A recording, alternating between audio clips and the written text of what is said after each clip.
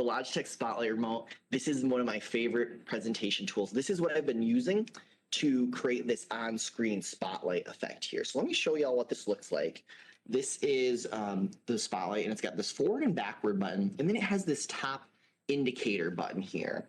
And that top button is what, when I hold it down, that's what's allowing me to do that spotlight effect.